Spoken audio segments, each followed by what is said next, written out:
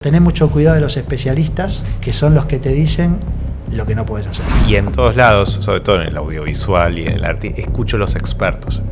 Y odio la frase, yo me dedico a esto hace 20 años y esto siempre se hizo así.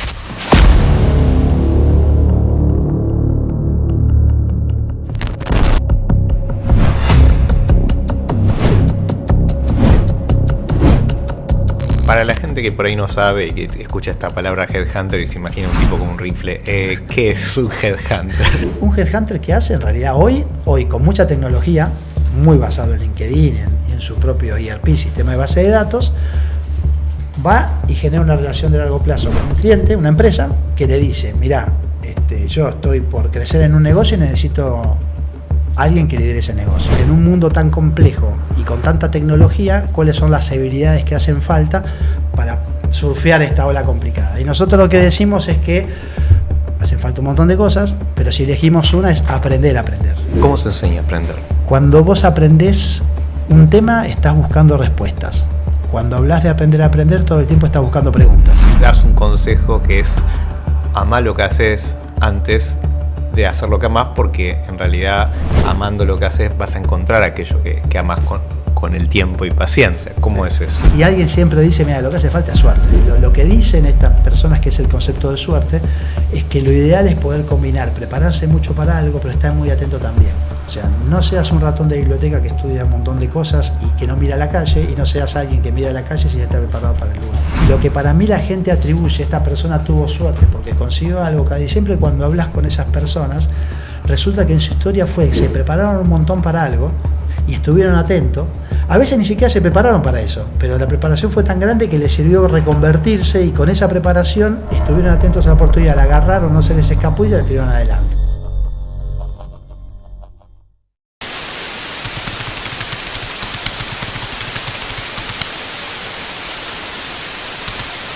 Bienvenidos a otro capítulo de Expressonomics. Hoy tengo un invitado de lujo, Ariel Urcola, que es el director de la Executive School, la Educación Ejecutiva de la Universidad de San Andrés. Es Headhunter, que después iremos a qué es un Headhunter, porque así suena como si fueses un mercenario, o no sé qué, o un asesino a sueldo, no lo sé. Entre otras cosas, tiene una persona con un montón de experiencia. Nos va a hablar un poco de todo, pero lo primero que quiero saber es, ¿qué fue las cosas más valiosas que te enseñó tu viejo? Mi viejo me enseñó, si resumo lo que más me enseñó es que un día me dijo, al final, hijo, somos fabricantes de recuerdos. A mí ahora me pega mucho esto de fabricante, que es de un mundo de producción industrial, y recuerdo que de un mundo de sentimientos, y esto le hacía referencia a que para él la vida era como vos te exponías a otras personas, haciendo que la vida de esas personas pasen cosas cuando vos estabas con ellos que les resulten inolvidables. Y entonces así diseñaba los viajes, diseñaba una reunión con alguien, diseñaba una comida o diseñaba cómo hacía con nosotros cosas.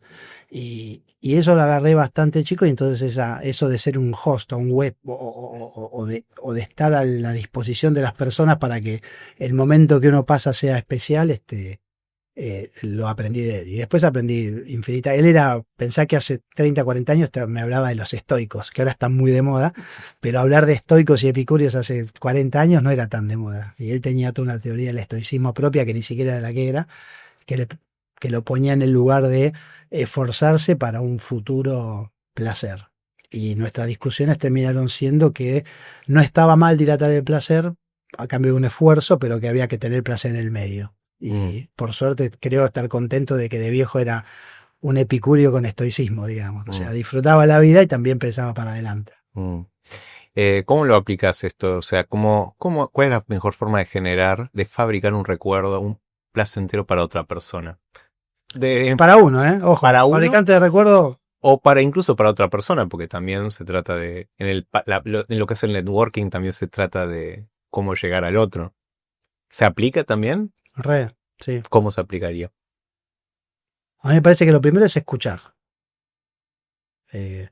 Escuchar al otro auténticamente. O sea, de hecho, me siento más cómodo escuchando que hablando. Hablo un montón, pero me gusta escuchar, porque escuchar es empezar a entender al otro. Entonces, esto de fabricar recuerdos es ejemplo, agarrar y decir, hoy vamos a hacer un podcast. Y este momento, a mí me gustaría que fuera inolvidable porque las cosas que pasan son inolvidables. Entonces vos venís y decís, voy a traer sanguchitos y yo te hago una barra de gin tonic.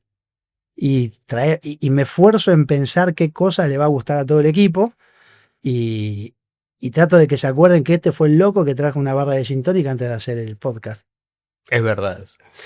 Y entonces, y bueno, eso lo podés llevar en una reunión de trabajo a un ejemplo. Yo ahora tengo un área en la universidad con 20 personas y hay una persona que trabaja conmigo que me ve cada tanto porque tiene un rol más junior. Bueno, si yo me siento con esa persona porque hay algo para hacer, puedo hacerlo de dos maneras. O le doy una instrucción, o yo sé que para esa persona esa reunión conmigo es súper importante y diseño un momento donde le pregunto qué es lo que quiere, qué es lo que le pasa, qué le gustaría que le pasara en su trabajo, y la escucho y le entiendo, y casi no hace falta que pida nada porque esa persona se involucra mucho más desde que ve que yo la vi a esa persona. Cuando haces una entrevista de trabajo, cuando en la parte de hacer búsqueda de ejecutivos, yo puedo entrevistar a alguien y que me cuente su carrera, contarle el puesto que tengo para buscar y transaccionalmente presentarlo a un cliente. O puedo aprovechar esa vez que lo vi por primera vez para que me cuente toda su vida y pensar cómo puedo ayudarlo yo en este trabajo o uno dentro de 5 años. Si yo me hago transaccional para resolver mi problema, es una cosa. Si yo pienso en su carrera, estoy pensando en su problema. Y eso para mí es fabricarle un recuerdo en el sentido de decir, esta persona estuvo más preocupado por ver qué me pasa a mí hoy que resolver una cuestión transaccional. Lo lindo de eso es que la cuestión transaccional la resolvés, porque si la persona sirve va a servir igual. Y si no sirve, ganaste una relación que dentro de 5 años te puede servir. Entonces, fabricar recuerdos no es de buen tipo solamente, sino es de generar relaciones que no son de networking, de ir y venir, sino vos das y recibís sin medir qué das en cada momento. Para generar vínculos en lugar de contactos, si se quiere. Es que cuando vos hablas de fabricar recuerdos es que todas tus relaciones son un vínculo, si querés. O si no, es un señor que pasa por un semáforo, o sea, pero si vos... Y ojo, y yo hablo siempre del intento, ¿no? O sea, no me sale todas las veces. Yo hago 5 entrevistas por día. No te sale todas las veces fabricar recuerdos, o sea, es un intento. A veces sale, a veces no sale. El otro día justo, bueno, recién estamos también hablando de toda esta generación de chicos que están un poco perdidos y siguen a estos gurús de las finanzas y todo eso, que hablan de que hay gente que no vale la pena, que es mejor generar contactos en vez de vínculos. ¿Qué le respondés a esa visión que exacerba el individualismo y el egoísmo? Porque hay un poco de eso en la juventud, sobre todo, que está perdida, ¿no? ¿Cuál sería tu posición? Primero que todo, a mí me parece que etiquetar a las personas por la fecha en la que nacieron es muy de un mundo productivista que trataba de poner en caja a las personas porque es más fácil, desde el marketing segmental es más fácil. Entonces, en la segmentación del marketing es mejor, digamos, cuando vos no tenías datos, y estaba bueno que el ama de casa fuera así, el hombre que trabajaba fuera así, el chico fuera así, y que el millennial, el centennial y el generación Y fueran distintos, porque vos le tirás con un producto o con un servicio a cada uno, lo acomodás y te es fácil. Pero eso es el miedo a lo complejo del mundo, porque la realidad es que hay chicos de 8 años que son sensibles y chicos de 12 años que no son sensibles y grandes iguales. Entonces meter todo en una misma bolsa me cuesta un montón, porque a mí me parece que tiene más que ver con nuestros miedos, el intento de entender una realidad compleja simplificándola además. Me parece que hoy hay devices que te permiten entenderlos mejor, y en ese contexto yo no creo que estén todos los chicos. No, todos no. Específicamente me estoy refiriendo a los que se han comprado ese discurso. Los que compran el discurso del éxito, para mí, de vuelta, no hay que ver caso por caso, pero mayormente yo creo que lo que pasa es que es un chico que vio, ejemplo, que su papá se rompió el lomo y que no obtuvo los resultados esperados. Entonces se dice, mira, yo quiero hacer un shortcut y llegar rápido. O vio un papá y una mamá que no hicieron nada porque estaban del lado de los que no trabajaban y dijeron, mira, no se puede llegar trabajando porque yo veo a mi papá que no hace nada y yo quiero un shortcut que sea ser exitoso. Entonces, a veces viene del pasado y otras personas debe ser que, bueno, estos modelos que vos estás diciendo, casi siempre enganchan a 10 o 15 personas inteligentes y razonables y les hacen ganar. Y atrás vienen los otros que se creen que ganan. A mí me parece que es una realidad muy enorme, pero si me preguntás, me preocupa más como un concepto de lo que yo sí siento que está pasando ahora, es que hay muchos lugares donde vos podés encontrar ya no vicios, sino compulsiones. ¿sí? O sea, ¿Qué ¿a qué sería? me refiero, por ejemplo? Y los chicos varones de cierta edad que juegan. El juego hoy es una compulsión porque todo se maneja con mucha dopamina, con mucho azúcar. Entonces hoy, cuando comes azúcar como un loco. Cuando jugás, un chico está expuesto a los juegos, juega y le saca la billetera a la abuela y la tarjeta para jugar. Fumás y los chicos fuman de chiquitos y enseguidita que fuman les dicen que es peligroso y entonces le dan con el vape y fuman vape como locos. O sea, me parece que si es un mundo de mucha aceleración donde vos tenés muchos impulsos que te provocan que cuando vos tomás alguna conducta media complicada la tomás a mucha velocidad. Este podcast está sponsoreado por Sophos, una marca de ropa premium con valores semejantes a los de Verdades Incómodas, ya que queremos que vos seas tu propio diferencial. No olvides de seguirlos en Instagram, @sophos_fearless y sigan incómodos. Y me parece un poco también es esto. Querer llegar rápido es toda la gente joven toda la vida quiso llegar rápido al éxito, pero ahora hay cosas que te hacen creer que podés llegar. Antes lo que no había era devices, no había internet y no había, digamos, no había influencers que se hacían famosos y no había personas que se hacían famosos en 3 minutos. Los que habían eran de la televisión, de los medios, y vos los podías replicar, pero con esas herramientas no se podían. Entonces, de vuelta, me cuesta asignar una responsabilidad a esos chicos que están perdidos, y no decir, hoy hay un montón de impulsos que hacen que sea mucho más rápido para alguien tener una adicción. Mm. Lo que pasa es que además también la sociedad no necesariamente define ciertas cosas como adicción. Y ahí no sé si es políticamente correcto o no. Pero yo no sé si está muy bien, y ojo, me parece buenísimo, me gusta el juego, no tengo una crítica al respecto, pero yo no sé si está bien que todo el fútbol argentino esté auspiciado por marcas de juego. Que, por supuesto, dicen, si sos chico no juegues. Ahora, yo no sé qué pasa si tu arquero que ganó un mundial tiene la propaganda de un juego y te dice no juegues si sos chico, si vos no sos chico y jugás, no lo sé. Es duro, pero... Y así funciona el mundo. Entonces, ¿cómo haces para revertir eso? Y lo mismo, esta persona exitosa que vos decís que pasa por todos esos lugares y le va bien, te dice vos hacelo, y la persona está sabiendo que va a fracasar en ese intento, pero lo intenta porque no hay un castigo moral a que lo hace. Mm. Hablaste en una conversación previa de enseñar a aprender. Y eso es un poco lo que estás buscando como director de la escuela ejecutiva. ¿Cómo se enseña a aprender? O sea, Difícil. no, no sé. Hablamos de, lo que hablamos en su momento en realidad es que digamos, hay toda una conversación respecto que en un mundo tan complejo y con tanta tecnología, cuáles son las habilidades que hacen falta para surfear esta ola complicada. Y nosotros lo que decimos es que hacen falta un montón de cosas, pero si elegimos una es aprender a aprender.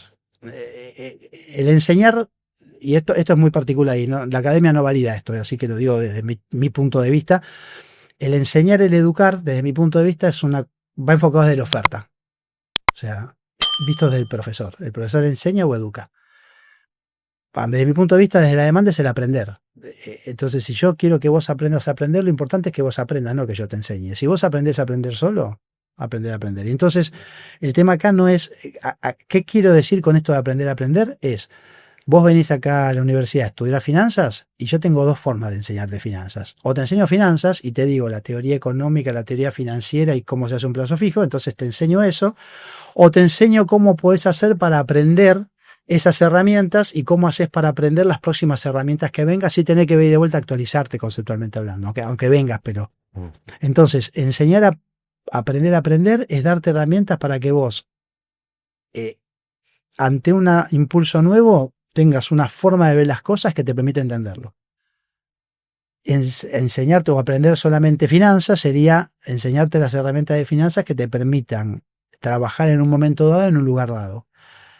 Es bastante difícil enseñar a aprender a aprender. Yo creo que no se puede enseñar a aprender. Para mí el intento es esto, aprender a aprender, es mostrarte a vos que no venís a una universidad a aprender conceptos, sino que en realidad venís a hacerte mejores preguntas. Que al final es eso. Si vos me preguntás el resumen sería, cuando vos aprendés un tema, estás buscando respuestas. Cuando hablas de aprender a aprender, todo el tiempo estás buscando preguntas. De por qué son las cosas. Y en cuanto haces buenas preguntas, esas preguntas te permiten aprender en todos los entornos donde te mueves. Entonces, ahora que no me lo había pensado, pero para mí aprender a aprender es ayudarte a que vos generes mejores preguntas. ¿Y cómo aprendiste vos a generar mejores preguntas a lo largo de tu vida? Eh, yo creo que las me gusta esto hablar de dualidades y para mí las virtudes no son más que defectos exacerbados y al revés, los defectos son virtudes exacerbadas. Entonces, no sé muy bien por qué, pero de chico buscaba mucho el afecto de las personas que me rodeaban. Quería que me quisieran. Eso es producto de una soledad que puede ser por no tener papás o qué sé yo. Yo tenía una abuela que me adoraba, me iba bien en el colegio, mis viejos me querían, pero yo quería ser, era un trabajo importante ser muy querido, aceptado por otros. Vivía en una zona de Buenos Aires que es de clase media y yo tenía muy buenas notas y a veces en esa época un poco podía hasta discriminarse tener buenas notas. Y yo quería ser querido. Y la verdad que miraba mucho cómo eran los otros y trataba de escucharlos a los otros y ver cómo pensaban y tratar de entender lo que querían y tratar de hacerlo. De ayudarlos en el colegio, a estudiar, no sé, lo que fuera. O muchas otras cosas. Para tener una idea, juego y sigo jugando todavía, pero en aquella época jugaba a completar la palabra de cuando vos hablas de algo, yo juego a ver qué palabra vas a decir y si te trabas te la digo porque estoy empático escuchándote. Entonces, para mí, para enseñar o para hacer buenas preguntas, lo primero que tienes que hacer es escuchar al otro y creer que de verdad el otro tiene cosas para darte. O sea, algo que me parece que es importante para el proceso de aprendizaje es no te enganches mucho con lo que vos crees. No le des mucho valor a tu mirada de las cosas. Tu mirada es una mirada sola y esa mirada habitualmente está equivocada. O sea, entre la realidad y vos hay un infinito. La realidad no la conoce nadie, vos no la conocés ni de casualidad. Y lo bueno es que yo tampoco la conozco. El problema es que si vos crees que sabés la realidad y crees que eso es verde, es muy difícil que yo te convenza que eso no es verde. Pero cuando vos sabés que eso es verde porque tu sistema ocular, con el que naciste, te determina que es verde, pero eso para una mosca en realidad no es ni verde, sino que es caliente, y vos empezás a darte cuenta que hay colores calientes y fríos, quiere decir que tenés un filtro físico que hace que vos mires distinto y no vas a entender nunca la mirada de dos personas. Eso imagínatelo con los pensamientos. Porque las cosas físicas tienen que ver con un aparato que tenemos nosotros. Vos tocás y yo toco y esto es rugoso, pero para esto en realidad no es rugoso. Esto, en realidad, todo el mundo te dice que esto no es sólido. Estos son moléculas que se mueven y a una cierta velocidad vos podías atravesarlo. Pero para nosotros es sólido. En el tema de los pensamientos, el principal problema que me parece que sucede desde el punto de vista de comunicación es que estás bastante seguro que lo que vos crees es. Y esa realidad es muy difícil que la cambies. Entonces, si me preguntás cómo se hace, y tenés que tener conciencia de que todo lo que estoy diciendo yo ahora, para mí probablemente tiene altísima probabilidad de error. Y estoy muy dispuesto a cambiarlo si alguien me convence que lo que te estoy diciendo no tiene sentido. Y a partir de ahí, escuchás y te empezás a hacer preguntas todo el tiempo, pero como hablamos de dualidades, hay un momento que tenés que actuar, entonces tenés un límite para eso. O sea, tenés que combinar estas preguntas todo el tiempo con seguir haciendo en paralelo cosas, porque tampoco tiene mucho sentido, desde mi punto de vista, rumiar estas conversaciones sin hacer acciones concretas, ¿no? Y ahí aprendes finanzas. ¿Entendés? O sea, no estás todo el día dándole vuelta al asunto. El otro día también hablamos de la diferencia entre la complejidad, la simpleza, lo caótico y cuál es la mejor estrategia. ¿Cuál es uno de los principales problemas que existen en las personas? Pero hablemos de los profesionales, por ejemplo, aplicado a la vida corporativa que se están teniendo respecto a los problemas simples, los problemas complejos y las soluciones que la gente para no decir general, las personas. Sí.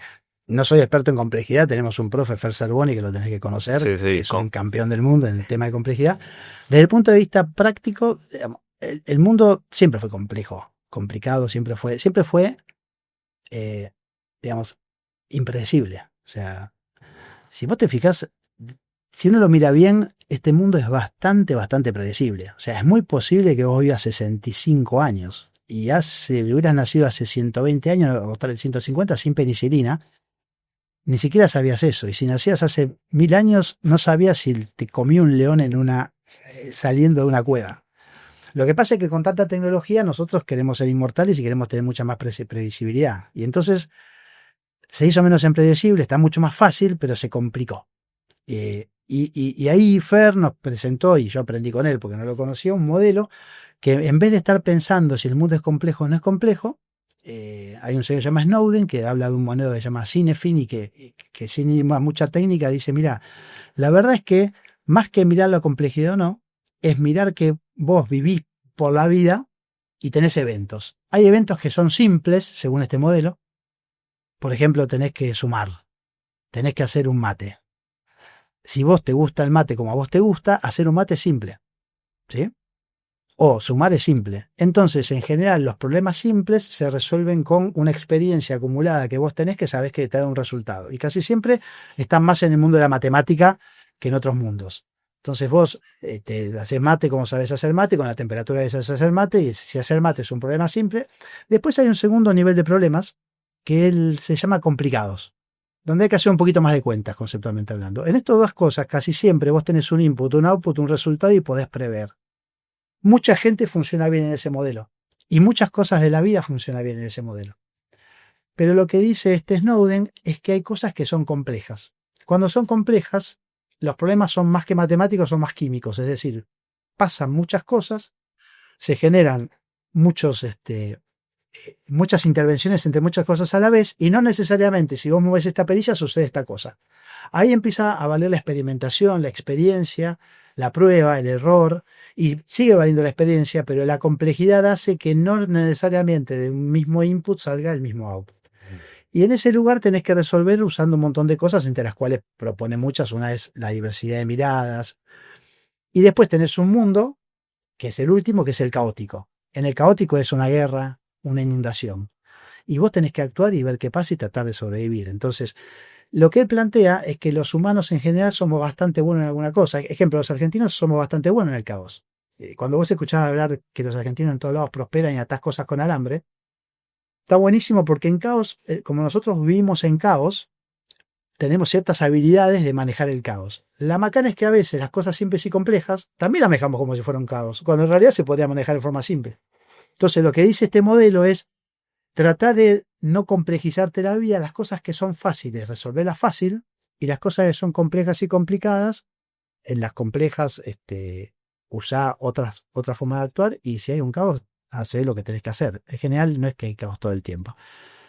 En el mundo de la complejidad es donde empieza a jugar esto de hacerse preguntas, de intentar, de probar, de prueba y error, y ya no sirve tanto el modelo más matemático. Y lo que este modelo dice es que si vos estás cómodo en un modelo, tenés muchas ganas de que los otros modelos se resuelvan igual. Entonces yo esto en la parte donde doy clases con mis alumnos de máster, cuando yo converso respecto de qué preguntas tienes respecto de su carrera, y la verdad que yo veo que todos nosotros nos gustaría que nuestra carrera fuera un problema simple o complicado. Es decir, que yo para diseñar mi carrera hago cosas y salen cosas. Y la verdad que la carrera de una persona, el diseño profesional, porque carrera es una salida, una llegada, entonces el diseño profesional tuyo es algo entre complejo y caótico, es decir, no hay respuesta simple a un problema complejo. Y eso a veces es medio frustrante. Entonces, más que decir qué es o no la complejidad, es, mira, sabé que tu diseño de vida profesional es complejo y entonces buscar soluciones en el mundo de la complejidad. Varias opciones, tener muchos caminos, tomar riesgo, cambiar si hace falta, y no estés buscando una solución mágica que no existe y ni le des mucha atención a gente que te la venda. Como estos chicos que te venden el futuro asegurado sentándote, sacándote fotos en primera porque te lo prestan y con eso hacen un esquema de capacitación, digo. Bueno, justamente ya que el desarrollo profesional es un problema que se encuentra en el cuadrante de lo caótico complejo, bueno, vos corregime si me equivoco, pero vos das un consejo que es amar lo que haces antes de hacer lo que amás, porque en realidad amando lo que haces vas a encontrar aquello que amás con el tiempo y paciencia. ¿Cómo es eso?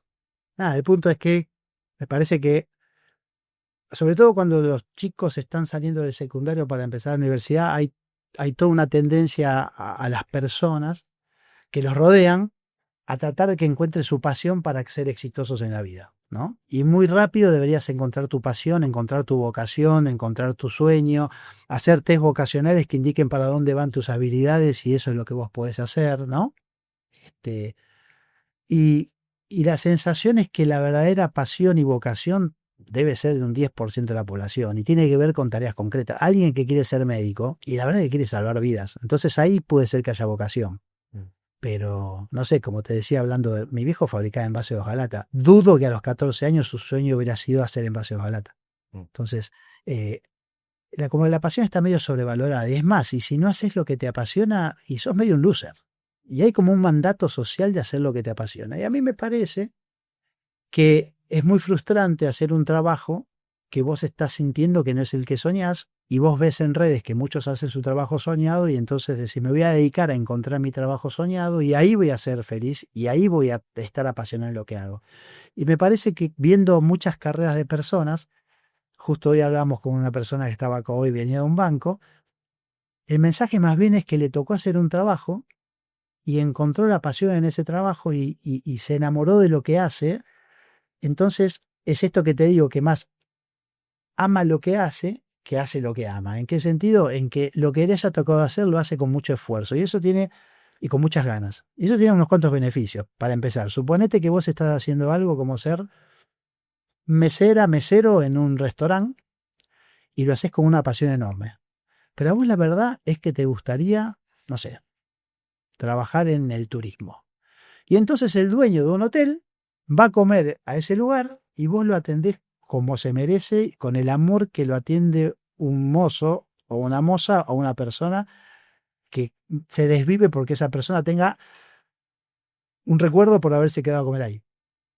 La cantidad de veces que esa persona va a invitar a esta persona que trabaje con él en la agencia de turismo en la que él tiene es directamente proporcional al esfuerzo que esta persona haga. O sea, y si esa misma persona está triste porque no hace lo que era su sueño, que era trabajar, le va a pasar de largo la oportunidad.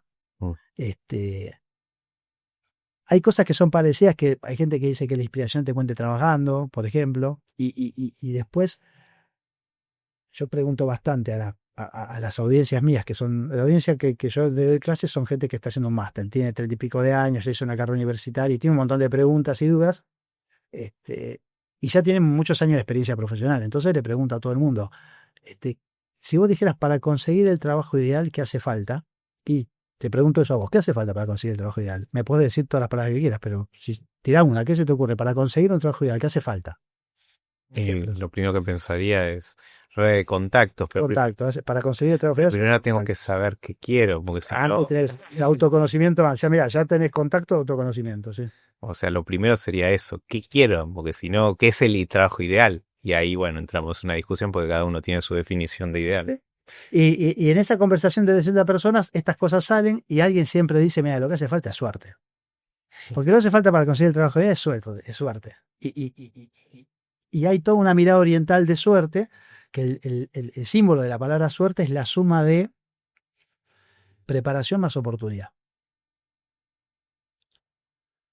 En ese modelo la suerte, ¿cómo sería, por ejemplo, la suerte? La suerte sería, si vos te preparás toda la vida para algo, ¿sí? Y estás preparándote todo el día, las cosas te pasan y no ves lo que pasa, te preparaste toda la vida para ser el mejor en algo. Si vos sos una persona muy oportunista y muy atenta y estás todo el día viendo oportunidades, pero no te preparaste, el día que te llegue lo que vos querés no vas a estar listo. Entonces, lo que dicen estas personas, que es el concepto de suerte, es que lo ideal es poder combinar, prepararse mucho para algo, pero estar muy atento también. O sea, no seas un ratón de biblioteca que estudia un montón de cosas y que no mira a la calle, y no seas alguien que mira a la calle si está preparado para el lugar. Entonces, lo que para mí la gente atribuye, esta persona tuvo suerte porque consiguió algo, casi siempre cuando hablas con esas personas, resulta que en su historia se prepararon un montón para algo y estuvieron atentos.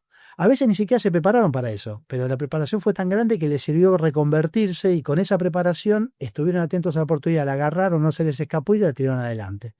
La preparación tiene que ver con tiempo, tiene que ver con menos riesgo, tiene que ver con lo seguro. La oportunidad es riesgo, y la combinación de las dos cosas es lo que te hace conseguir el trabajo. No sé a dónde veníamos con todo esto, pero tiene que ver con cómo encarar esto de pensar, diseñar y pensar tu carrera. Siempre es esta dualidad de combinar una parte de prepararte y una parte de estar atento, digamos.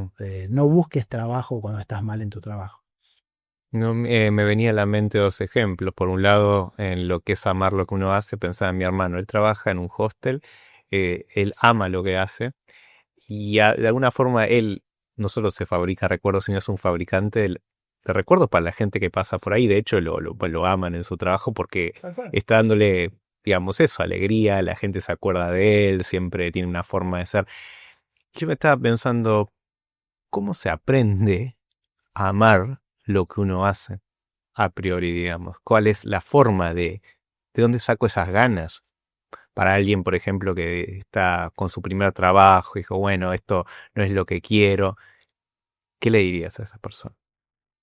Primero, lo que te dije al principio, un problema complejo no tiene una solución simple. Entonces, cada uno encara su primer trabajo de una manera.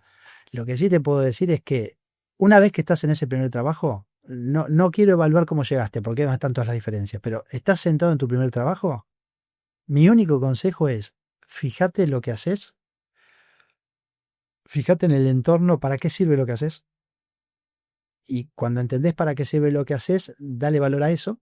Mm. Hay una cosa que yo le digo a todo el mundo, que cuando vos entras a un primer trabajo, una cosa que tenés que hacer es hacer quick wins. Así como yo te hablo mucho de largo plazo, de preparación, hay una cosa que se llama quick wins, que es, si vos estás atento a tu primer trabajo, a ver cuáles son los 3 o 4 cosas que son los drivers, tratá de hacer un gol chiquito rápido. Es el espacio de tiempo que necesitas para que la gente piensa, a este le damos una oportunidad porque es una persona astuta, piola, inteligente. Y casi siempre los quick wins son chiquitos. En un puesto muy bajito, el quick win es, no sé, qué sé yo. Ejemplo, tengo una persona que es una asistente nueva y esta persona me ayuda a hacer un montón de cosas. Y yo digo 4 veces que yo tengo ganas de tener un pizarrón en mi oficina, que es una pavada que a nadie le importa, y si al segundo día aparece el pizarrón, digo, wow, mira, apareció el pizarrón. No sé si me explico, eso se llama quick win. No tenés que inventar la pólvora, esa es una cosa. Y la otra, entender el para qué y dejar la vida en eso. Dejar la vida en eso es trabajar un montón, es esforzarte más de lo que se esfuerzan los demás. Y si todos se esfuerzan mucho, más también. O sea, de verdad me parece que hay toda una política, hay toda una conversación vinculada con el valor del esfuerzo que no sé si está tan instalada. Y me parece que eso es súper efectivo. De esforzarte mucho, la gente lo percibe, la gente lo funciona, más cuando son primeros trabajos. Y después lo que sí puede pasar es que en el transcurso de 3 o 6 meses te des cuenta que no es tu trabajo ideal. Y ahí tenés que empezar a cambiar. Pero mi consejo es, está bueno los ciclos completos. Y un ciclo completo difícilmente sean 3 o 6 meses. Los ciclos completos, un ciclo completo son 2 años. En general vos trabajás, haces algo, te equivocás, aprendés, repetís, termina el ciclo y la segunda vuelta aprendés y consolidás las cosas. Si el trabajo es, no sé, muy básico, puede ser un poco más corto. Yo te estoy hablando de alguien que estudió y que está trabajando en un trabajo que tiene profesionalmente algún desafío, ¿no? O sea, eso es lo que estoy hablando. Si vos hablas hay ciertos trabajos que supongo que son más cortos esos ciclos. Hoy no se juzga mal cambiar mucho. Lo que sí es llamativo es que alguien que cambia mucho, hay un momento que te dice que quiere estabilidad. Yo lo veo bastante en gente de hoy de 30 que te dice, mira, yo ya cambié muchas veces, ahora ya quiero un poco de estabilidad. Y entonces lo miro y digo, ¿y quién te la va a dar esa estabilidad? Porque mucha gente va a mirar para atrás y va a decir, no te creo la estabilidad porque también muchas veces. Entonces hay un precio. Pero hace muchos años no, estaba mal visto cambiar mucho. Hoy ya no. Pero si vos cambiás cada 6 meses es medio difícil de explicar cómo aprendiste de una etapa y cómo saltaste a la otra con algún aprendizaje. Entonces, si me preguntás, capaz que como estoy más grande son 2 años, pero mínimo 1 año, no sé, por ahí, no se completa un ciclo en menos que eso. No llegás a probar si te gusta, no te equivocaste, nada.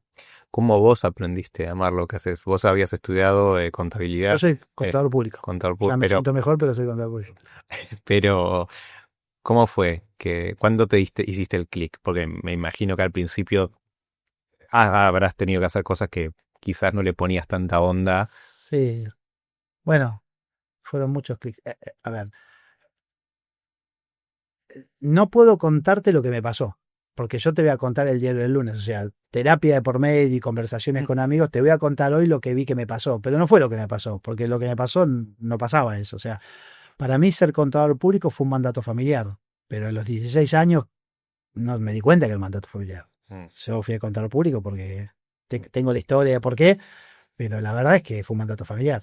Pero en ese momento no tenía conciencia. Y me iba fácil y me recibí muy rápido, en 3 años, y me fue bien. Y entré a trabajar en un estudio contable, que era lo que se hacía en esa época, que era súper bueno, se llamaba Arthur Anders, se llama Ernst & Young.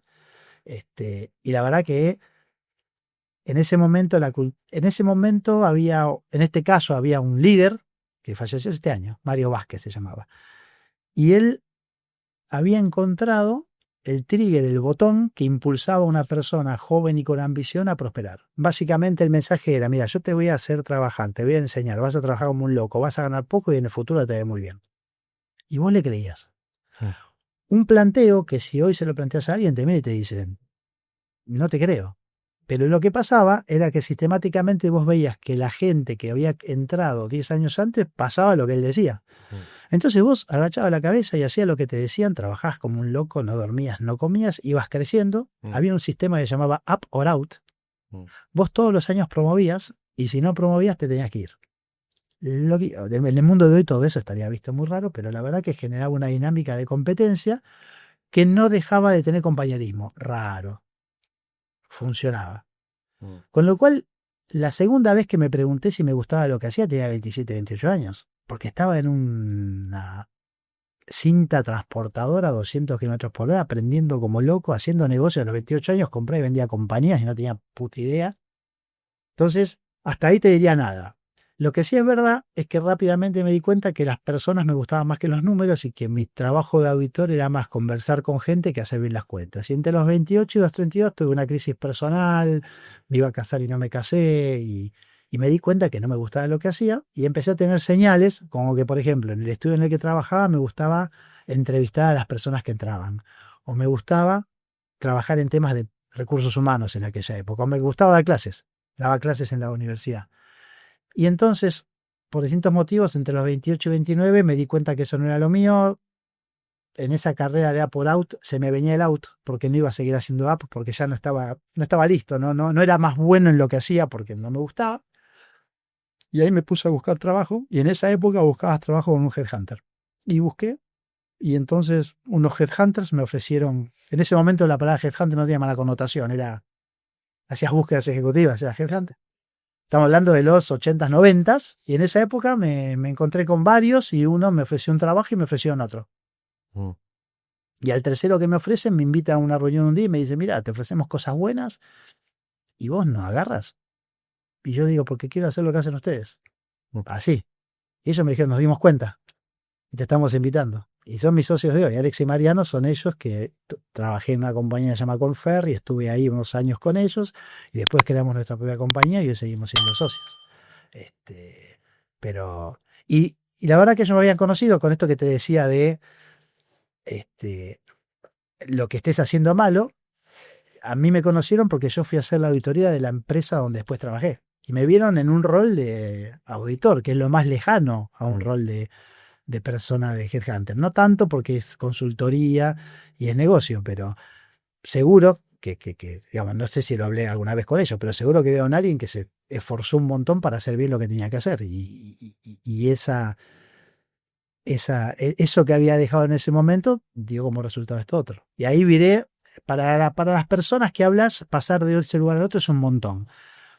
No era tan montón. La verdad es que si sos buen auditor, entendés mucho el negocio de tus múltiples clientes. Y si sos un buen headhunter, entendés mucho del negocio. O sea, los dos requieren entender el negocio, requieren ser consultor, requieren escuchar al otro. Un auditor escucha un montón más de lo que habla. Había más cosas en común. Desde afuera parecía pasar de finanzas a recursos humanos. No era tanto. Capaz que el desafío más grande fue después, cuando la compañía salió a la bolsa y no nos gustó algunas cosas, poner nuestro propio negocio. Eso, que digamos en el mundo de hoy se llamaría emprender, en aquella época poner una consultora no era emprender, pero era emprender, porque no tenías más un sueldo, eras tu dueño y tenías que diseñar tu futuro vos solo, digamos, ¿no? Que es donde estuve ahora hasta hace unos 5 años que sigo con eso, pero ahora le sumo otra vez trabajar en una organización. Para la gente que por ahí no sabe y que escucha esta palabra headhunter y se imagina un tipo con un rifle, ¿qué es un headhunter? Headhunter es una cosa, sí, bueno, claro, headhunter es cazador de cabeza, sí, tiene una connotación. Mira, a ver, ahora menos, hace muchos años ya que ahí por los 60, 70, guerra de por medio y qué sé yo, empezó a haber, hay un momento clave en el mundo que es, hay un momento en los 80, 70 que empieza la guerra del talento. No se sabe muy bien cómo, pero Ford decía quién trabajaba y quién no trabajaba. Algunos dicen que en el momento, vos sabés que en Estados Unidos te echan diciéndote que te echan, no hay indemnización. Entonces las empresas parecía que tenían todo el poder.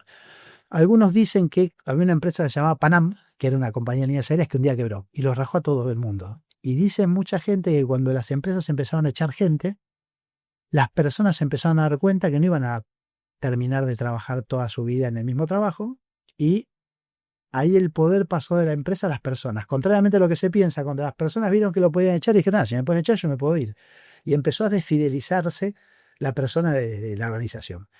Y empezó un movimiento en el cual las compañías crecieron muy rápido y no había talento interno para cubrirlo. Y ahí empezó a haber intercambio de personas de un lado al otro. Ahí aparecieron los esquemas de conductismo, de evaluaciones para cambiar personas de roles y qué sé yo. Y por ahí empezó el mundo de las búsquedas ejecutivas, donde una persona con muchos años de experiencia, que conocía a mucha gente, juntaba puntas y armaba eso. Entonces, un headhunter que hace en realidad hoy con mucha tecnología, muy basado en LinkedIn y en su propio ERP, sistema de base de datos, va y genera una relación de largo plazo con un cliente, una empresa, que le dice, mirá, yo estoy por crecer en un negocio y necesito alguien que lidere ese negocio. O se me fue el gerente de administración de finanzas. O sea, por distintos motivos se genera una vacante. A veces por una falta, a veces por una oportunidad.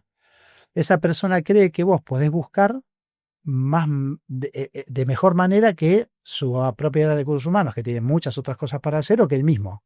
Hace muchos años había más búsquedas, ahora, digamos, antes cuando yo empecé con esto, había un valor agregado que era saber quién era el gerente de producto de 7up, porque nadie sabía, había que buscarlo. Hoy eso es un dato, todo eso, ahora lo que buscas es otra cosa. Esa organización cree que vos podés buscarlo y vos te das vuelta y hablas con un montón de personas que te conocen o no, y creen que vos podés asociar su nombre a esa organización y conversás con esas personas, estén trabajando o no, los conoces y si te parece que tienen el perfil, le contás que tenés una búsqueda y machás las puntas. Habitualmente hablas con unas 100 personas, tu cliente ve entre 6 y 10 personas y después de un periodo de tiempo, de un par de meses, se ponen de acuerdo y se hace una contratación. Eso es lo que hace. Se llama headhunter porque en aquella época vos tenías que saber buscar la cabeza de alguien que estaba en un puesto determinado. Además, antes había mucha correlación de experiencia. O sea, vos buscabas un gerente así, así, o una gerente así, así, para una compañía y buscabas el parecido. Hoy hay que ser más creativo y se habla más de habilidades portables. O sea, no necesariamente hace falta conocer la industria o el rol o la función, buscas más habilidades. Y le quedó el nombre. ¿Qué tipo de habilidades? Da para una charla entera, pero de vuelta, la principal habilidad, aprender. Porque pensá que lo primero que todo, cuando una persona cambia de trabajo y es exitosa en tenés que ver cómo darte cuenta que va a ser exitosa en el otro.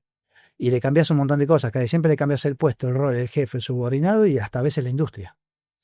Entonces, flexibilidad, aprender a aprender, ser bueno negociando, tener mucha habilidad política en el buen sentido, o sea, saber relacionarse, y después las habilidades están asociadas a lo que se busque del otro lado.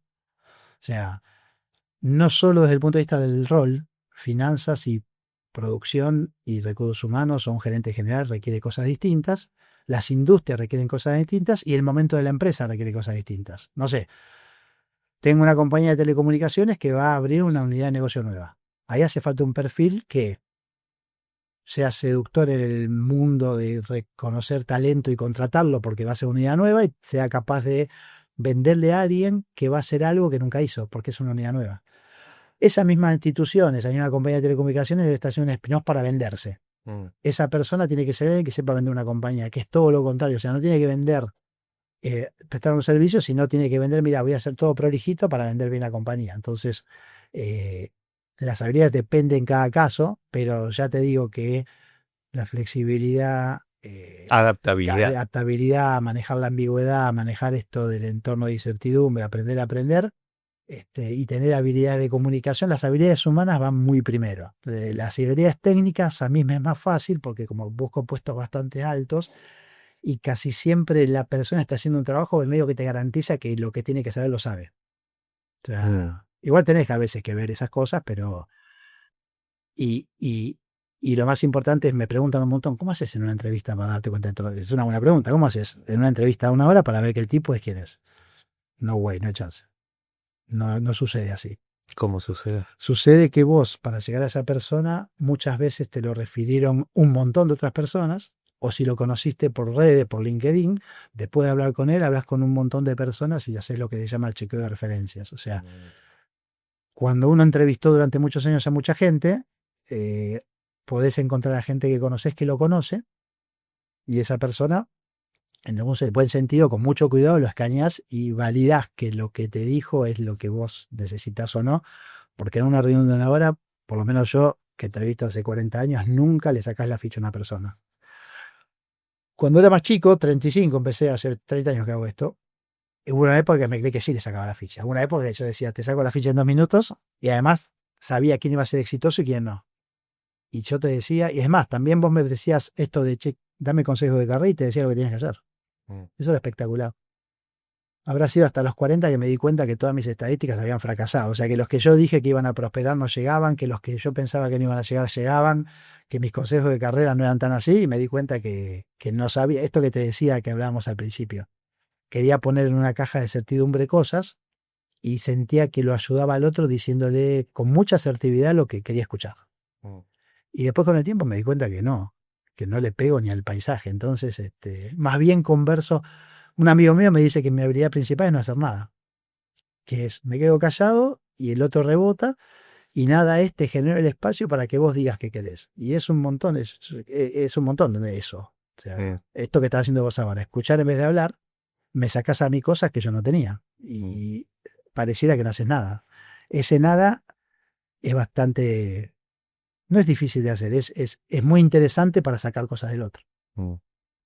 El otro día me estabas mostrando creo un PowerPoint, un Canva, y antes de que apareciera yo ya adiviné que iba a aparecer el nombre de H.P. Lovecraft. Bueno, sabes que tengo un fan del terror y tengo el festival, Sí. pero él dice algo que es verdad y que explica todo esto que estuvimos hablando. El mayor miedo, el miedo más antiguo, es el miedo a lo desconocido, y quizás por eso buscamos a esos gurús que nos digan exactamente qué hacer, porque nos da tranquilidad. Por lo menos creer en la ilusión de que hay certidumbre en el mundo cuando no la hay. Y admitir que no la hay nos va a generar un miedo terrible, cuando en realidad lo que tenemos que hacer es aprender a amar esa certidumbre, ¿no? Y es un poco eso, ¿no? Porque de vuelta, por ahí, por este formato del podcast, hay gente joven que está escuchando, y la gente joven sobre todo necesita eso. Claro, dame un tip. Ojo, yo tengo toda una hoja de tips que yo te puedo dar tips, pero créeme que los tips no es que son mentira, pero no es lo que te hace falta. O sea, eso es ejemplo, una cosa que vos también me preguntaste una vez qué cosas me encantaban hacer. Yo tengo la suerte de hacer lo que amo. Es mucha suerte, porque me interactúo con talento en la universidad, cuando diseño programas, cuando mi equipo, ¿no? Pues yo no sé, pero yo tengo un equipo que diseña los programas bárbaros. Eso es generar experiencia de aprendizaje, que es fabricar recuerdos puro. Me encanta, o sea, viene gente, el otro día vino gente, estuvo 3 días en la universidad durmiendo, hablando de inteligencia artificial y comiendo con los Peters en un asado, y mientras hablábamos del futuro con Walter Sosa, que es un tipo que habla de espectacular. Entonces, eso es buenísimo. Pero después, del lado de la universidad, cuando doy clases, tengo alumnos que son los participantes del MBA, con los cuales conversamos acerca de sus carreras. Y cuando hago búsquedas, entrevisto personas, y muchas veces pasa que entran a un trabajo más lindo que el que tenían y las empresas están contentas. Entonces, trabajas con el talento desde muchos lugares y son todas muy satisfactorias, pero capaz que las partes más lindas del trabajo son un par, que son cuando alguien que conoces hace un tiempo tiene un dilema de trabajo. Y entonces viene y te llama y te dice, quiero que me ayudes a pensar, ¿me echaron o me quiero ir o me hicieron una oferta y ayúdame a pensar? Y ellos piensan que le están haciendo un favor, que vos le estás haciendo un favor a ellos. Pero en realidad el orgullo que te da que alguien confíe en contarte su carrera para ver qué vas a hacer es un orgullo para uno. Entonces ese momento lo disfruto un montón. Y el otro que disfruto un montón es cuando viene alguien que conozcas un montón y me dice, mira, mi hijo va a empezar la facu, no sabe qué hacer, ¿puede tomar un café con vos? Y eso es como que te está entregando lo más valioso que tiene, y para mí vale oro. Y ahí, a lo que voy, que te contaba, es, la mayor parte de las veces es el papá y la mamá los que están buscando una certidumbre respecto de la carrera de su hijo, que los chicos más jóvenes, más inteligentes, porque yo digo que uno nace perfecto y se va rompiendo, y después eso de los 30 se da cuenta que tiene que volver a ser un chico de vuelta para estar bien. O sea, todo el proceso de preparación a la vida es volver para atrás. pueden vivir mejor con la incertidumbre. No tienen puta idea y te lo dicen. Y los papás están ansiosos. Y en ese contexto lo que yo siempre les digo es, mira, me encanta que vos me des a tu hijo, que es lo más valioso que tenés, para que le dé consejos, pero haz una cosa, decirle que hay un señor que trabaja de esto, que lo puede ayudar si él quiere o si ella quiere, dale mi teléfono y si me llama lo escucho y me junto con él y si no me llama no. Porque dentro de mi omnipotencia aprendí que solo puedes ayudar al que tiene ganas que lo ayudes. Entonces, cuando vino un papá, una mamá, amigos, a decirme ayúdame a mi hijo, yo digo, mira, vos querés que yo te ayude a vos. Entonces yo me siento a hablar con vos de la frustración que tenés que tu hijo no quiere estar lo que vos querés. Y esa es una conversación. Pero el pardo y el pedo que tiene tu hijo lo va a resolver conmigo si me cree. Y si no me valida, es lo mismo que si hablaras vos. Y a veces pasa y a veces no. Ahora, cuando tenés la conversación de un chico 16, 17, que te cuenta sus dilemas y vos le contás tus cosas, eso es de lo que más disfruto. No, estaba pensando en una frase que mi vieja siempre me repetía de chico, que era el maestro aparece cuando el alumno está preparado, ¿no? Yo a veces decía, bueno, hay gente, yo tengo a veces la vocación de querer ayudar y a veces de ser tan terco y tan arrogante, porque todavía soy medio joven, intento como forzar eso y a veces me dice, no intentes ayudar a alguien que está en un pozo porque te va a meter. ¿Viste? Me pasa con algunos directores de cine que tienen un talento tan enorme y se autosabotean tanto y es desgastante para mí. Y bueno, nada, muchos ya me han dicho que no, si no te viene a buscar, es complicado. Es una pena, ¿no? Porque a veces uno ve desperdiciar talento. Sí. ¿No? Igual es un intento, como te digo siempre. ¿Qué quiero decir que es un intento? Esto que te digo, a veces pasa que, a veces no sale. Y la otra cosa, a lo que vos decís, ojo, que muchas veces fuiste la gota 38 y la piedra se hizo el agujerito en la gota 60. Ah, O sea, vos no ves lo que hiciste en esa charla donde vos crees que no hiciste nada. Capaz, yo creo, en esto que hablábamos de qué es éxito y qué no es éxito, soy más amigo de mirar los procesos que de mirar el final de un proceso. Y en una de esas capaz que vos decís, no, yo también digo, yo no quiero hablar con él si él no quiere, pero si tengo la instancia digo porque me parece alguna gotita siempre va a quedar, ¿no? Pero sí, 1000 gotitas rompen una piedra, sí, Sí. le había escuchado Sí. la metáfora. Bueno, también la metáfora es de romper las pelotas. ¿Sabías que hay un método de tortura china de las gotitas en la cabeza? Claro. Sí, sí. Me reía un poco por eso. Hablaste justo de un tema que quería abordar, que era el éxito inmediato versus el proceso. No sé, ponerlo, yo te había dado el ejemplo de que hablo con un montón de gente, sobre todo productores, que siempre están buscando la fórmula del éxito. Y toman un éxito y digo, bueno, voy a imitar todo eso exactamente para obtener el mismo resultado en un mundo caótico. ¿Por qué falla? Y por lo menos, ¿qué es lo que deberían hacer en lugar de hacer eso? Porque fallan normalmente. Quizás una vez. Primero, yo no soy experto. ¿Fallan? O sea, En muchos casos. No, pero. A ver, esto que voy a decir me lo pueden rebatir, pero originalmente Mercado Libre vemos que está una cosa que era eBay, que estaba en Estados Unidos, hagámoslo tropicalizado en América Latina y nos ve bien. No, eso fue replicar un modelo. En lo que hablo es de gente de lejos. Y estuvo re bien. No, eso sí. Y me saco el sombrero 300 veces y capaz que no fue tan así, pero quiero decir, no tiene nada de malo agarrar un modelo que funciona, copiarlo y queda romperla toda. Vos me estás diciendo que son personas que buscan como una más fórmula mágica y Claro. rápida para obtener, como decir, bueno, esto le funcionó, más o menos agarremos, sin ponerse a analizar incluso el proceso de la creación de un producto, ¿no? Sí, de vuelta, no soy experto en creación de productos de audiovisuales, pero en general lo que hablábamos ahí por afuera, que me gusta mucho la etimología de las palabras. Y muchas veces con la etimología de las palabras a mí me parece que está bueno siempre establecer diccionarios comunes. Es una conversación muy común decir, hablas de éxito y todo el mundo te dice, éxito depende de para quién. Y obvio, porque la palabra éxito es una palabra que nosotros le tenemos una validación occidental. No sé cómo es en Oriente, no conozco, pero para nosotros el éxito tiene que ver con que te vaya bien, y éxito significa nada más que salida. Es el final de algo, es la salida de algo. De hecho, el éxito no necesariamente es exitoso desde el punto de vista de nuestro idioma. A veces el éxito es abrir una puerta a la nada. Entonces, cuando vos diseñás tu carrera y cuando vos pensás qué vas a hacer para adelante, o cuando vos encarás un trabajo, cuando vos encarás un proyecto, a mí me parece que el objetivo sea alcanzar un resultado determinado al que definís como éxito, te perdés todo el proceso. Ojo, el mundo funciona así súper bien. O sea, las empresas tienen un objetivo de venta y un objetivo de rentabilidad. Y es muy difícil que yo me ponga a hablar contra alguien de decir, che, no tengas un objetivo de venta y rentabilidad. Lo que yo sí creo es que casi todas las empresas que son monstruosamente grandes no tuvieron tan colgado del cuello el objetivo de venta y rentabilidad cuando empezaron a crecer tanto. Lo empezaron a tener cuando salieron a la bolsa y el corte los preocupó. Y mayormente cuando eso pasa se le empieza a complicar. Pero los ejemplos de empresas que crecieron se tuvieron en cuenta esas cosas, pero algunas compañías no ganaron plata por mucho tiempo y ellos sabían porque lo que ellos buscaban era otra cosa.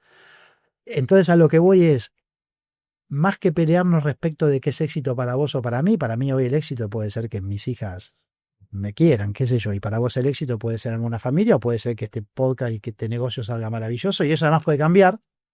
Más bien las conversaciones son qué proceso estás haciendo para alcanzar un objetivo que tenga más un propósito que una cuestión de éxito y dónde lo pones eso y que en el medio ese final no te esté quitando no solo disfrutar sino hacer mucho mejor lo que estás haciendo. Porque aparte si le prestás atención al proceso, muchas veces podés corregir esto de que me copié algo, lo quise copiar igual mirando en el éxito y en realidad si vos mirás el proceso te das cuenta que algo no funciona, lo vas cambiando y haces un poco lo que hizo, no sé si fue tan así, pero Mercado tenía un competidor que era de remate. Sí. Y uno llegó y otro no llegó. Y seguro, estoy casi seguro que el equipo que hizo Mercado Libre estuvo mirando el proceso más que el final y parte del éxito fue que fue ajustando cosas cuando los demás no ajustaban tanto. Y de hecho, me sé que había un momento que todo el mundo que va a plata para llegar a un lugar y ese grupo de gente tomó la decisión contraria a todo el resto de cuidar la plata para pasar a una ola y con esa plata seguir adelante. Y esa decisión los mantuvo vivos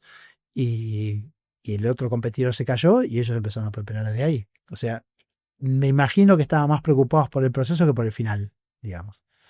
Entonces, cuando me preguntan cuál es en el diseño de una carrera profesional el éxito, digo, mira, el éxito sería ojalá que puedas no saber cuál es el éxito. O sea, y los ejemplos son, no me gusta ser autorreferencial, pero alguien que estudió contador, hoy estoy en una universidad trabajando con unos socios de hace 20 años, conversando en términos de talento, haciendo nada, básicamente, o sea, escuchando a mi equipo de diseño hacer programas, escuchando a una persona que va a entrar a un trabajo para ayudarla a otra, escuchando a un cliente que me dice lo que precisa.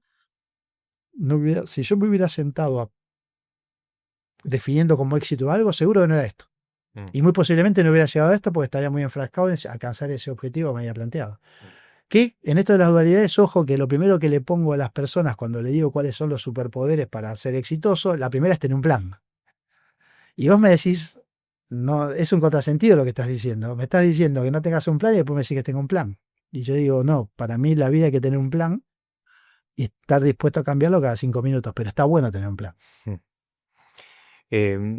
Vos ahora estás, bueno, a cargo de la escuela de negocios, de la educación ejecutiva, pero vos venís de otro sector, no del sector académico. En cierto sentido es un outsider y hay quienes dicen que el outsider tiene la ventaja de que no sabe que no se puede hacer. ¿Qué fue lo que aportaste a la gestión de la enseñanza desde como outsider? Sí. Bueno, lo primero que aporté es que como no sabía, preguntaba si se podían hacer cosas que no sabía que no se podían hacer. Entonces hicimos cosas, me parece, que no sabíamos y se podían. Pero eso es un poco. A mí me parece que, si miro lo que aporté es, la Universidad de San Andrés es espectacular. Está buenísimo. Tiene, además está en un momento de mucho crecimiento y las cosas que pasan son todas lindas. Pero me parece que el área en la que yo estaba era muy exitosa, le iba muy bien, pero estaba un poco despegada del resto de la universidad. Y lo que con mi equipo estuvimos conversando y construyendo es que el área esta, no hablo de las carreras de grado y posgrado, tienen otra dinámica, pero el área donde estábamos nosotros es más un área, la transformamos de un área de negocio a un área de servicio. Nosotros en vez de que educación ejecutiva tenga un fin en sí mismo, y esto aplica para tu vida, un negocio personal o para una empresa, ser consciente de que no sos el core. O sea, lo que hace educación ejecutiva no es el corazón de la universidad. La universidad hace grado, hace que personas que salen de la secundaria se reciban, y para eso hace becas y promueve becas, 50 alumnos entran becados 100% por ello, el 50% de las personas tiene beca, y ese es el core. Y nosotros somos un área de servicio que tenemos que servir a eso. ¿Y servir a eso qué significa? No sé, que pasen 6.000 personas que vean la universidad y acá quiero que estudie mi hijo, por ejemplo, o traer profesores que los puedo probar en un entorno protegido y si son buenos mandar al otro lado, o traer metodologías nuevas, o simplemente, que creo que eso sí fue un valor agregado, es la universidad va a 1000 y tiene muchas carreras que no necesariamente se pueden hablar todo el tiempo, porque el que te enseña administración y el que enseña diseño tienen trabajos. Y nosotros muchas veces hacemos programas donde tomamos un profe de diseño, un profe de administración, un profe de la carrera de periodismo, y juntamos todo y empezamos a combinar conocimientos y empezamos a pensar a la universidad como una sola. Y me parece que parte del trabajo que estamos haciendo hace 5 años es, toda la universidad lo está haciendo, pero ser el vehículo de juntar todos los conocimientos para que se mezclen, y no hacerlo por silos. Y la otra cosa es, me parece a mí que hoy que nadie es dueño del conocimiento. O sea, la universidad, cuando nace, es el lugar donde estaba el conocimiento. A mí me parece que hoy la universidad es el lugar donde se cura el conocimiento. O sea, ejemplo, si nosotros fuéramos a hacer cuestiones vinculadas con comunicación y queremos hacer un podcast, tenemos maestría en periodismo, tenemos gente, pero seguro que vamos a sentarnos a hablar con ustedes que han hecho más que nosotros. Y la universidad hoy está en un lugar en que no se siente incómoda haciendo una alianza con todo el mundo. De hecho, de los programas que hacemos nosotros, casi más de la mitad son con alianzas. Porque nos parece que no tenés que ser el dueño del conocimiento, sino capaz de identificarlo, curarlo y combinarlo con el tuyo. Lo mejor de los mundos se da cuando el académico se junta con lo que en la jerga se llama practitioner. El practitioner es el que viene del mundo del hacer. Puede ser negocio o puede ser otra cosa. El académico se dedica a estudiar. En general los académicos de San Andrés estudian, pero también están mucho en la vida real. Casi todos son académicos con un poco de practitioner. Y cuando viene un practitioner con ganas de enseñar, se combinan esos dos mundos y es como mucho más poderoso, porque es más práctico, pero no se queda en el éxito, sino que también te da lo teórico, digamos. Así que si me preguntás qué hicimos fue esto. Un área que se creía que era una unidad de negocio, transformarse en una unidad de servicio a las demás áreas de la universidad, al servicio de una cosa más importante que es educar a personas de grado y de posgrado. Hablaste de combinar disciplinas y, bueno, justo hablábamos de Edgar Morin, que habla de la transdisciplinaridad, que el verdadero conocimiento se genera cuando empiezan se rompe esa barrera entre las distintas disciplinas. Es algo que no todas las universidades, o mismo yo lo he vivido como estudiante, nace, está todo como separado, ¿no? En distintas cajas. ¿Crees que es uno de los desafíos para los sistemas educativos, ya sea o universidades o escuelas? O por lo menos, ¿cuáles ves vos que son los desafíos para la educación? Te vas a reír, pero no soy experto, porque estoy en una universidad. Te pido tu opinión. Entonces, en ese contexto, lo que sí te digo es, a mí me parece que en líneas generales, hay un señor que se llama Bauman que habla de organizaciones líquidas y él dice que las organizaciones actuales son zombies. O sea, si tengo que simplificarte, el mundo es los gobiernos, los países, las universidades, las empresas, son instituciones que son zombies. Están muertas pero no lo saben. Son dispositivos que se hicieron en la época industrial para hacer funcionar un sistema que era de producción en serie. Entonces, el colegio produce chicos en series, las democracias producen ciudadanos en serie, las empresas, las universidades producen cosas en serie. El problema es que no sabemos qué otro dispositivo es mejor, pero la verdad es que tratar de trabajar en organizaciones que en ese contexto están muertas es muy difícil porque es muy difícil cambiarlas. Entonces, cuando uno dice, mira, la verdad es que la universidad no está cambiando. Y vos decís, bueno, pero el Ministerio de Educación te deja cambiar y, mira, si creas una carrera nueva son 2 años. Entonces, ¿cómo haces? Porque tarda 2 años en aprobarte. Entonces tenés que cambiar el Ministerio de Educación. Bueno, pero cambiar el Ministerio de Educación te lleva 2 años. Entonces, ¿qué haces? Entonces, ¿quién tiene la culpa? Entonces, y empezás a darte cuenta que es muy fácil decir que la universidad es mala, o que el colegio secundario es malo, o que el primario es malo. A mí me parece que en Argentina la educación es de excelencia. Y ahí todo el mundo habla de un enorme deterioro, y yo no soy experto, pero para mí es un milagro de con los recursos que se le puso a la Argentina en los últimos 25 años a la educación, haya la educación que hay. Dicho esto, como estamos todos con alambre y como vivimos en medio del caos, nos cuesta mucho el simple y el complicado. Que ese que el otro es fácil. Entonces hay procesos, métodos y cosas que no se hacen. Entonces el problema de la UBA no es que la UBA sea buena o mala, es que en la UBA muchas universidades tienen 25 días menos de clase porque hacen cosas para no tener clase. Pero la verdad es que los profes son buenos. De hecho, muchos profes de universidades públicas y privadas comparten. Entonces, a tu pregunta es, primero, no creo que esté tan mal. Y segundo, sí, creo que es muy difícil combinar especialidades porque no hay tiempo. Mm. Porque vos tenés que dar delivery de lo que vos tenés que hacer que el chico que estudió administración sepa administración. Ahora, si vos le dedicás un poquito de tiempo a la interdisciplinaridad, dijiste, es mucho más rico, porque la verdad es que en ese modelo de complejidad, lo complejo se lleva mejor con dos cosas. Lo complejo se lleva muy bien con quedarte con la pregunta. O sea, vos en tu vida querés resolver y querés respuestas. A lo complejo le anda mejor quedarte con la pregunta. Y quedarte con la pregunta quiere decir, mira, tengo que ir por allá. Vos sabés que tenés que ir por allá y tenés que tomar una decisión. Tomás la decisión, pero te quedás con la pregunta de decir la decisión correcta, lo cual te permite que si no vas bien puedes cambiar, porque no te casaste con la solución, sino que te casaste con tu pregunta. Y la otra cosa es que parece que se da muy bien con la diversidad. No la diversidad desde el punto de vista de que hablamos de la diversidad cognitiva, de distintas miradas, que muchas veces están asociadas a una diversidad de la que hablamos de género, de edades. Muchas veces la diversidad cognitiva tiene una correlación con eso porque viven distintas realidades. Entonces, a tu pregunta, la verdad que si querés preparar personas que puedan vivir en un futuro, está buenísimo exponerlos a modelos, como vos dijiste, interdisciplinarios, no usaste, transdisciplinarios. Sí, de hecho, una de las cosas que yo observo es que la gente tiene varios sesgos cognitivos. Uno es el sesgo sectorial, que los psicólogos hablan con psicólogos, los ingenieros con ingenieros. Si vos juntas un ingeniero, un psicólogo, un actor, no sé, un administrador, No, pasan cosas tremendas. pasan cosas increíbles. Bueno, nosotros eso lo hacemos, toda la universidad lo hace todo el tiempo.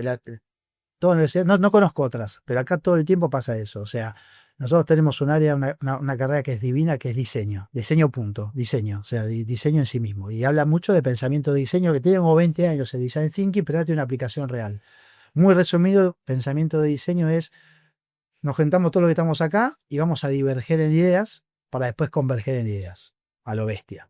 Cuando vos ese pensamiento de diseño lo aplicás a algo que no sea diseño, sino que sea administración, finanzas, recursos humanos, es una bomba. Y si te doy ejemplos, tenemos mucho filósofo hablando de ciencia de datos, ¿sí? Tenemos mucho ingeniero hablando de filosofía. Tenemos personas de otros ámbitos que se animan a hablar del ámbito que no es de ellos, pero también ahí, esto ya más personal, no es de la universidad, pero es personal, que es, yo siempre digo, tenés mucho cuidado de los especialistas, Sí, eso. que son los que te dicen lo que no puedes hacer.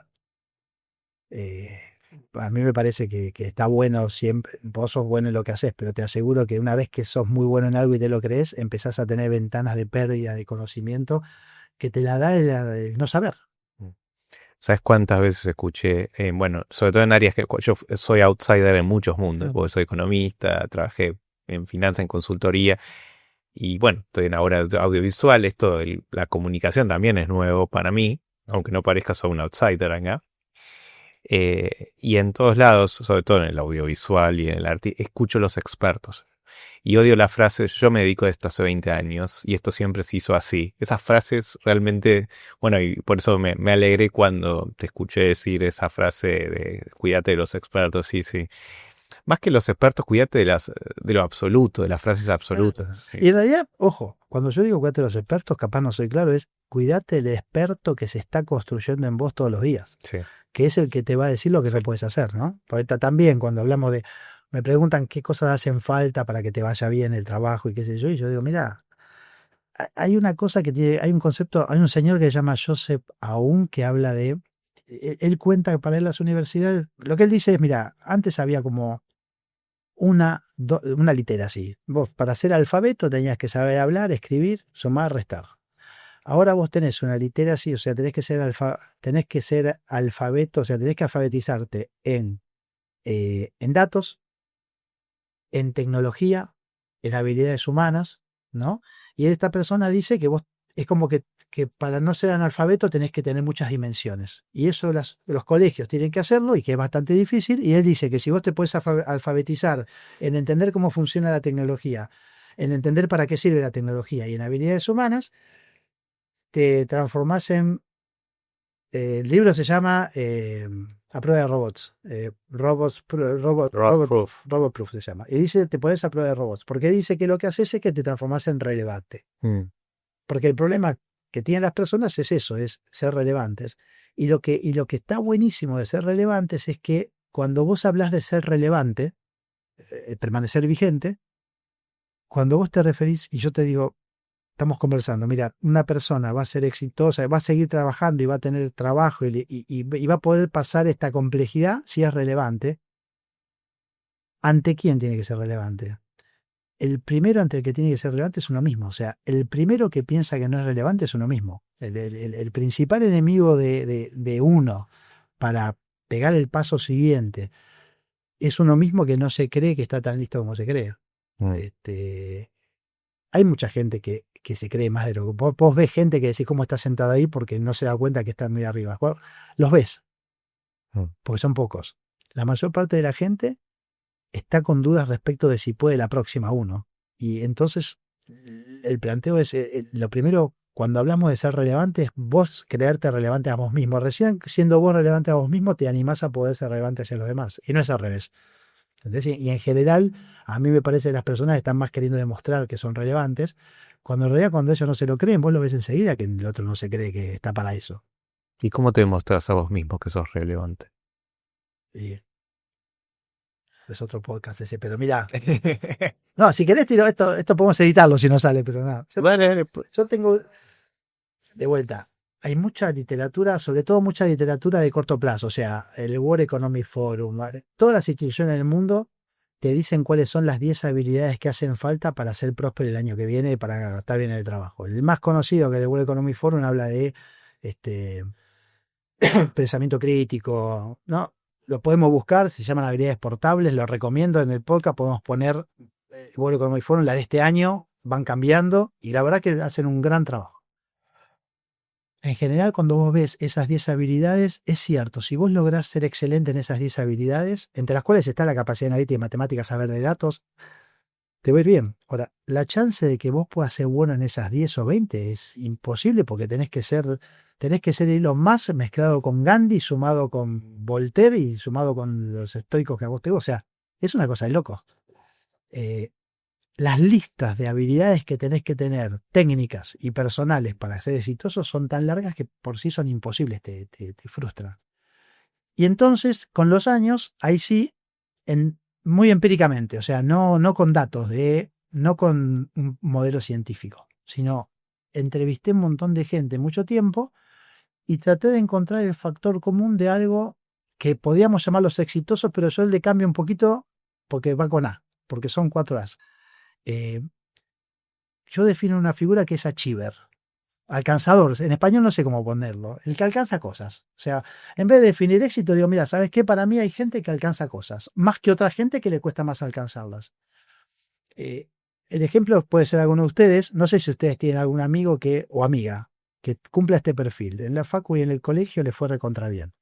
¿Es re buen deportista o es re buena deportista? ¿Es lindo habitualmente o es linda bajo el parámetro social de que es lindo o es linda?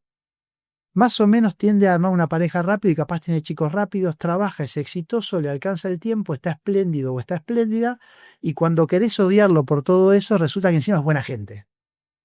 Y no podés odiarlo porque es buenísimo, entonces en el momento de la envidia que vos querés odiar a esa persona con todo tu corazón porque hace todo bien y vos no sé si ustedes tienen alrededor alguno que miren y que digan que tilda todas estas variables, como que vos ves que fluye por la vida y le va bien. Alcanza lo que se propone. No es el más exitoso, no es el que tiene más plata, no es el mejor deportista, sino que, nada, capaz es una película mía, pero yo tengo personas que tengo identificadas que en estos planos dicen no hay una sola vida y más o menos caminan en todas, ¿no? Y ahí encontré fui tildando que en todas esas personas encontré 4 cosas en común, ¿no? Que tienen los alcanzadores, ¿no? De todas edades, lo ves a los 28 y a los 50. Y son 4 A's. La primera A es autoconocimiento. O sea, es gente que se conoce ellos mismos o porque lo hicieron intuitivamente o porque laburaron mucho de ellos mismos, porque se analizaron, porque hicieron coaching, porque no sé qué, pero son personas ¿a qué le digo autoconocimiento? A la capacidad de saber cuánto resistís en un intento. O sea, ustedes van a hacer este podcast y si no sale lo van a seguir haciendo. ¿Y cuánto van a aguantar? Y ustedes saben cuál es el límite de su resistencia. En general, los que alcanzan a que esto sea un super éxito es aquellos que son conscientes que hay un montón de esfuerzos que se van a caer, pero como son conscientes de que se la bancan y se autoconocen. Y si se autoconocen y saben que el esfuerzo es corto, emprenden otra cosa. Y también les puede bien, pero digo, el autoconocimiento no es desde el punto de vista de hago terapia y sé que soy simpático. No, el autoconocimiento tiene más bien que ver dónde están tus limitaciones y dónde está tu posibilidad. Y en general, la persona que se autoconoce, los que hacen deporte lo saben. El cuerpo se cansa mucho más tarde que el cerebro. Entonces, el cuerpo de uno es capaz de hacer cosas que son milagrosas. El que se autoconoce sabe que es capaz de hacer cosas milagrosas más allá. Entonces arriesga. ¿Y qué pasa? Toma decisiones y le sale bien porque las sostiene en el tiempo porque se autoconoce y puede sostenerlas, ¿no? Entonces, el autoconocimiento es súper importante. De hecho, no sé si sabías, pero los humanos siempre quisimos conocer el futuro. De hecho, un ejemplo muy claro, en Grecia hay un lugar que se llama el Templo de Apolo, que está en Grecia, y adentro del Templo de Apolo atendía el oráculo de Delfos, que era como digamos alguien, ahora un astrólogo de ahora. El oráculo de Delfos no era un hombre, eran mujeres que eran pitonisas, que bajo los efectos de un gas que salía del volcán ese, que salía unos ruidos raros, la cuestión es que ahí iban casi siempre los guerreros y los que podían, o sea, Alejandro Magno, no iba cualquiera, pero las personas muy poderosas iban a preguntarle a la pitonisa cuál era su destino. Y la pitonisa te hablaba con parábolas y dicen que le acertaba un montón. Claro, cuando hablan con parábolas casi todo el mundo acierta un montón porque son parábolas, pero básicamente te decía, Alejandro Magno no iba a ninguna guerra si no le preguntaba a la pitonisa cómo le iba a ir. Y bueno, dicen y está que en el frontispicio, en la entrada del templo de Apolo, donde atendía el oráculo de Delfos, hay una frase que dice: conócete a ti mismo. Y básicamente lo que decían es: mira, no tiene sentido que vengas a que yo te diga el futuro si vos no sabés quién sos y qué querés. Porque el futuro lo armás en función de lo que vos querés. Entonces, la primera es autoconocimiento. Esa es la primera. Desde el punto de vista de ejemplos es: sabés que sos un arco y una flecha. Sabés que sos un tiburón. Sabés que sos un misil que se va a lanzar. Y tenés propósito para hacer eso. La segunda A, yo la llamo acción. ¿Qué quiero decir con acción? Es la gente que se propone cosas y las logra es muy analítica. Piensa bastante. Son arrojados, pero hasta un cierto punto. Son personas que meditan lo que van a hacer. Pero meditan con un modelo de Pareto que es: mira, yo con el 80% de la información actúo, no necesito el 100%. Y tienen muy claro cuánto hace falta para decidir. Y entonces son personas analíticas, pero que actúan. Y esto lo ves, y estoy generalizando, en que encuentran la persona de su vida y se casan y tienen hijos porque ya está, porque es así. Y dicen: mira, yo voy a hacer esto, y van por ahí y no se preguntan las cosas. Si bien, como yo te decía, te quedás con la pregunta abierta, no están dudando 400 veces. Son personas que, dentro de su capacidad de análisis, actúan, toman la decisión. O sea, saben que son un arco y una flecha y lanzaron la flecha. Hay un montón de gente que emprende, que hace trabajos y que tiene una cabeza enorme, pero le dan muchas vueltas se prepara mucho para hacer su mejor versión para empezar. Esa gente aprendí que no llega. El que llega, llega con el 80% de andando. O sea, el que se lanza con las cosas al 80 llega. El que se lanza con las cosas al 100 nunca arranca. Entonces, primer punto, te autoconoces. Segundo punto, acción, actuás, haces. Entonces, acá sos un arco y una flecha. Sos un tiburón, acá lanzás la flecha, lanzás el misil. ¿Qué pasa? En el mundo de hoy, con esas dos, ya casi que llegas a gerente general. Porque hasta ahí no tenés, vas para adelante. El mundo es complejo. ¿Qué significa que el mundo es complejo? Que si sos una flecha, o sos un tiburón, o sos un misil, te cambian el blanco. Vos, si sabés lo que querés y estás lanzado, el blanco va moviéndose de un lado al otro todo el tiempo. Se te cambia el negocio, te vienen los competidores, tus sponsors se te caen. En tu mundo, el que sea, te cambia el blanco todo el tiempo. Y es donde viene la tercera, que para mí es la más importante junto con autoconocimiento, que es aprender. ¿Aprender qué quiere decir? Cuando se te mueve el blanco, vos te teledirigís. Sos una flecha, sos un misil teledirigido. ¿Aprender qué quiere decir? Aprender del error. No te quedás casado con tu destino inicial. Ejemplo, si lo que ustedes están haciendo es un podcast y resulta que este no es el modelo, cambiar de modelo. Y aprender es la clave que te permite dar la vuelta todo el tiempo de lo que tiene de bueno la capacidad de aprender, es que cambia tu autoconocimiento y cambia tu acción. Es decir, cuando vos aprendés, te equivocás, hasta podés definir que lo que vos creías que querías no es lo que querías. Porque además hay una cosa que no dije: el autoconocimiento no implica que vos sos así. La trampa del autoconocimiento y del propósito es que podés cambiarlo. Entonces, estas 3A definen a Elon Musk. O sea, todos los tipos que vos conocés en el mundo de los negocios son personas que saben quiénes son, se lanzan con el 80% de la información, aprenden, se equivocan, corrigen. Y con esas 3A definís a la mayor parte del mundo de los negocios. Pero para la cuarta A del achiever, yo tengo una cuarta palabra que en el mundo de los negocios no se usaba tanto, ahora se usa un poco más. Para mí la cuarta que completa a las personas que alcanzan es el amor. ¿Mm? El amor entendido como que no el amor de amor idílico de el amor caballeresco. El amor es viste que yo te dije todos los ejemplos de un tiburón, un misil, son todos ejemplos de guerra que llegan a un objetivo. Cuando vos estás en el amor es que ves al otro. O sea, haces la cosa por el otro. Un poco lo que dice Javier de una vez que alcanzás todos tus objetivos, ves a los demás. Vos te das cuenta que primero que todo, si son 8.000 millones de personas, vos solo no te vas a poder salvar. O sea, en general, en casi todas las cosas que haces, te crees que te salvas solo, pero no podés. Pero lo más importante, cuando empezás a ver al otro, empezás a tener empatía, empezás a pedir ayuda, empezás a dar ayuda, pero por sobre todo empezás a tener una mirada diversa.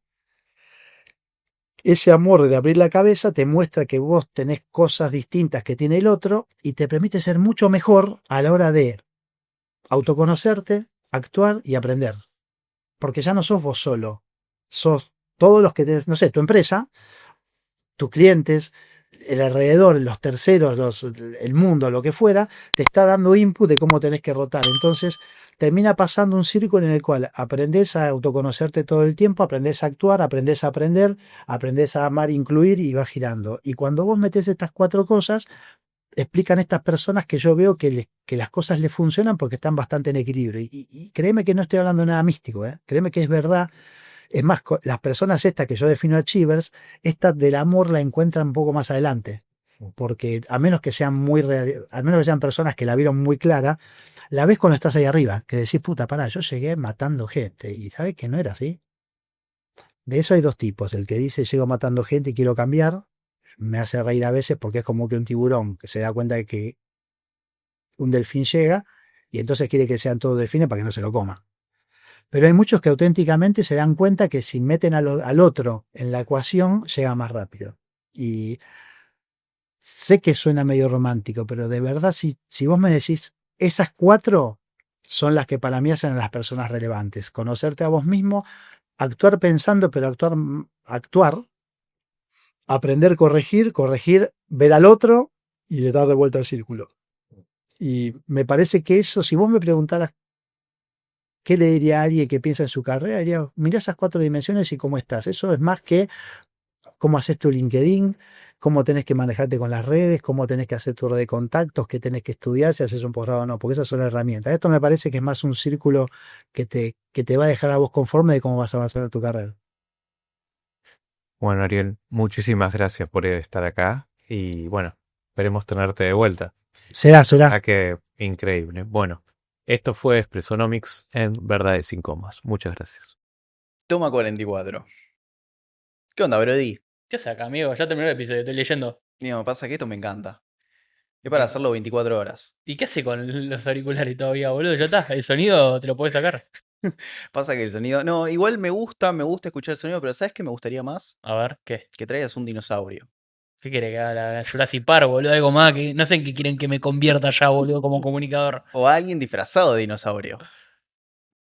Verdades incómodas. Sí, obvio. Bueno, está bien. ¿Sabes qué? La próxima me voy a vestir de dinosaurio acá para complacer al señor sonidista Franco Felippelli. Bueno. Y bueno, también para seguir proporcionando contenido de calidad para todos ustedes que nos están viendo. Como saben, ya hace 3 años que venimos con esto, nos mudamos al estudio ahora. Bueno, me están pidiendo que me disfrace de dinosaurio, pero ya lo voy a terminar haciendo. Ya a esta altura, hacemos lo que hay que hacer. Entonces, como hacemos lo que hay que hacer, les pedimos a ustedes que nos apoyen, loco. Y para apoyarnos, les pedimos que nos aporten a Cafecito App. Importantísimo para que podamos seguir creciendo en conjunto. Y recuerden suscribirse y dejarle un gran like a este gran episodio. Nos vemos, sigan incómodos. Adiós.